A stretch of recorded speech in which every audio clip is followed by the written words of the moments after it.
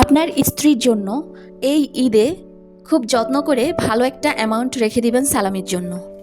আপনার স্ত্রী যেন বারবার বলতে না হয় আমাকে সালামি দাও, আমাকে সালামি দাও। প্লিজ ভাই, এইটুকু কিপটামি কইরেন না।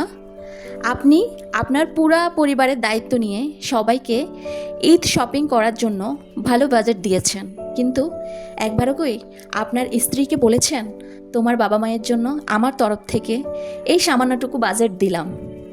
আপনার স্ত্রী যেন এইটুকু মন খারাপ না হয়, ইস আমি যদি ছেলে হতাম আমি আমার পছন্দের শাড়ি পাঞ্জাবি বাবা মাকে গিফট করতাম।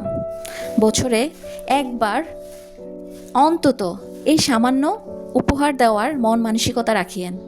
দেখবেন আপনি আপনার স্ত্রীকে ভালো রাখছেন, মানে আপনার স্ত্রী আপনার পরিবারকে ভালো রেখেছে, আর আপনার পরিবার ভালো মানে আপনিও ভালো থাকবেন।